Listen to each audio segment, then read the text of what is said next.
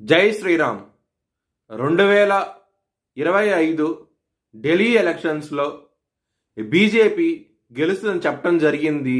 అది ఫిబ్రవరి 8వ తారీఖున ప్రూవ్ అయింది.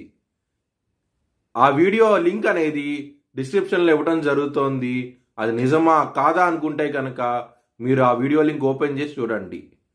2022 నుంచి 2025 ఫిబ్రవరి వరకు మొత్తం 16 ప్రిడిక్షన్స్ అనేవి ప్రూవన్ అయ్యాయి.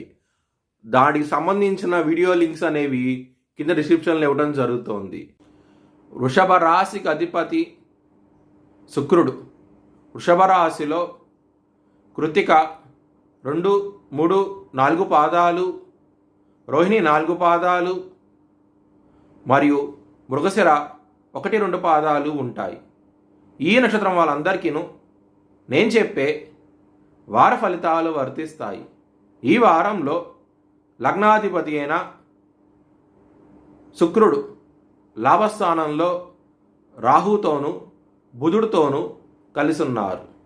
దాని మూలంగా ధనపరంగా మాత్రం ఎక్సలెంట్ డెవలప్మెంట్స్ అంటూ ఉంటాయి. ఈ వారంలో చాలా ఆనందంగా ఉంటారు. వ్యయస్థానం అధిపతి అయిన కుజుడు 2వ స్థానంలో మిథున రాశిలో పునర్వసు నక్షత్రం మీద ఉన్నారు.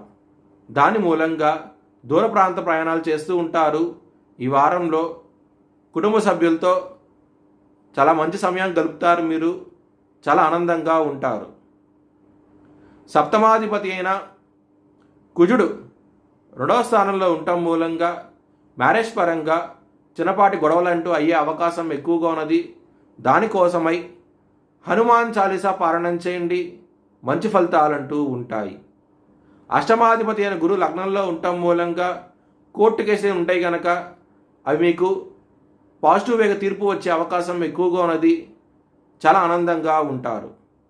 వృషభ లగ్నానికి పరమయోగకర శని, అలాంటి శని దశమ స్థానంలో ఉన్నప్పుడు వృత్తిపరంగా ఇంప్రూవ్మెంట్స్ అనేవి కనబడతాయి. ప్రమోషన్స్, అవార్డ్స్, రివార్డ్స్ వచ్చే అవకాశాలు చాలా ఎక్కువగా ఉన్నాయి. ఈ వారంలో గ్రోత్ పరంగా కూడా ఇంప్రూవ్మెంట్స్ కనబడతాయి. మంచి హైక్ కూడా వచ్చే అవకాశం ఎక్కువగా ఉన్నది. చాలా ఆనందంగా ఉంటారు. పంచమాధిపతి అయిన బుధుడు నేచబడి ఉన్నారు.